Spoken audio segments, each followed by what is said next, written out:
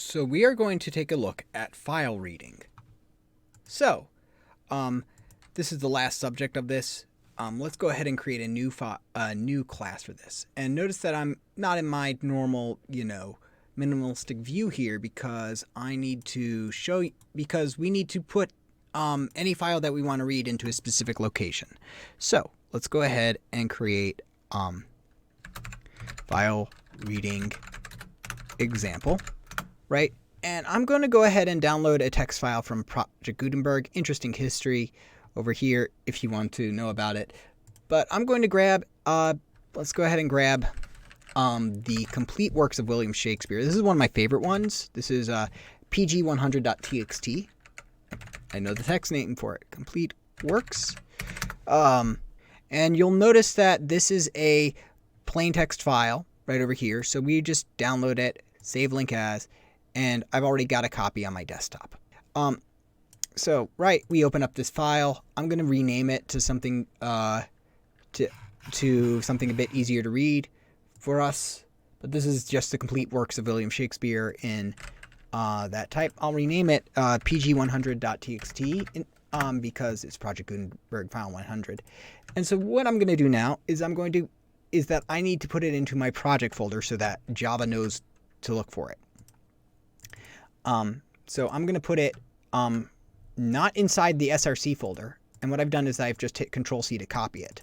But I'm going to put it over here, Control-V. It says, hey, copy this file over here.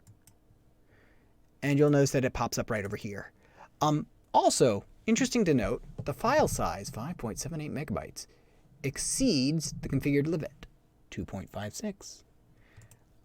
Code Insight features may not be available. So even though 5 megabytes isn't that much for us, so to speak, it is actually rather large when it comes to files. So keep that in mind.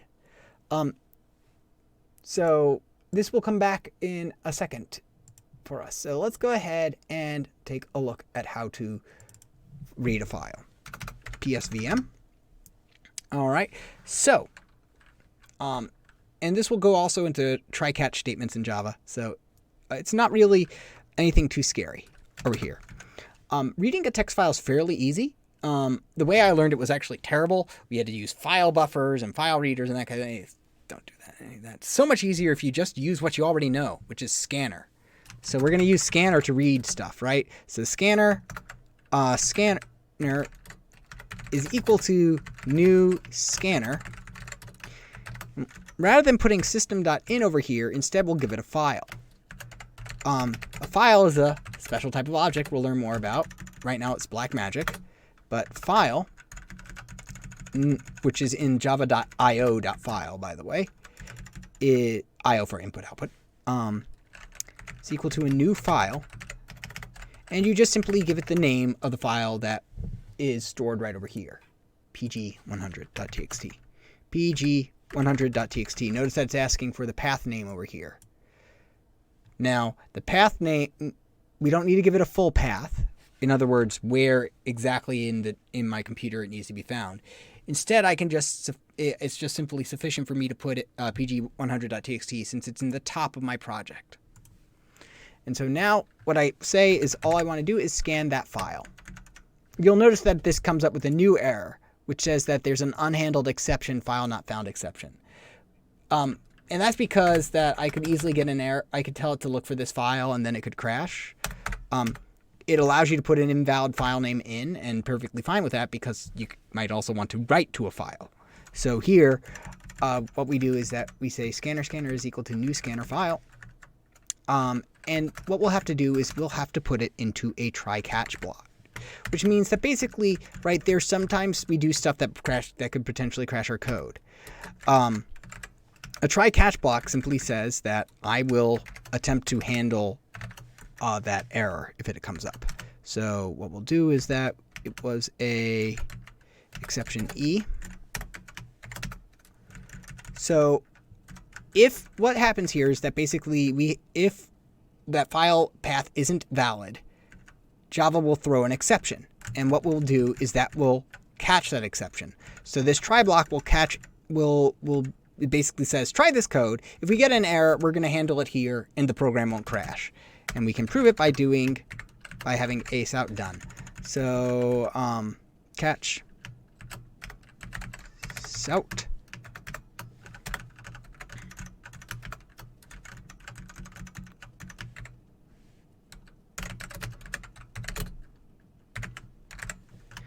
So here, what we'll do is that we'll run it. Now, we haven't read the file, but basically we just created something to read that file, and then we print it out done. If I give it a bad file name, such as 1001, that doesn't exist, we try to create a way to read that. We can't. Instead, notice it doesn't crash. Instead, we just print out bad file name instead and print out done. Right? Now, this will catch any exception, not just the other one. It's just simply the way I decided to write it. You can look up more about try-catch blocks as you need to, but for the most part, we aren't going to need them too much except when we're doing file reading. That's all we really need the try-catch block for. Okay, so file is equal to new file path name over there. So we are going to try to read this file now. How do we do that? Well, first off, we got to fix the path name. Well, we do it with a while loop, which is very easy to understand. While scanner dot has next, and notice that there's next byte, next int. So while there's still, but what we're looking at is next line, and this actually becomes intuitive. While there's still stuff to read in the text file, string line is equal to scanner dot next line, right? Scanner dot next line, if you remember, that's how we read a full line of text. And this is why I just prefer to use a next line. And then we can just simply echo it out. Sout line. And so this will print out the file. Ta-da, done. And you'll note that basically, though, if I go all the way up, that's all the way up. And the file doesn't start like this. This looks like the middle of the book. So are we missing stuff? And the answer is no. Remember, this warning we got, file size is much too big. Well, the same thing applies to the console. The console can only hold so much text. And once that limit is exceeded, it just stops. It just starts throwing any extra data out. Any of the oldest stuff that was printed out up at the top. So, but that's all that's required for doing file reading. And once you get this, you could do something like you could count the files by you could count the number of lines like doing this. Right, how many lines are in here? Oh, int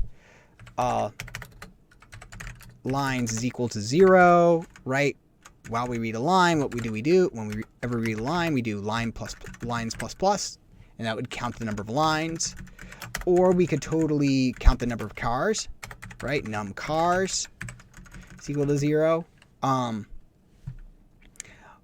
While we do, so in other words, what we can do is num cars plus equals line dot length.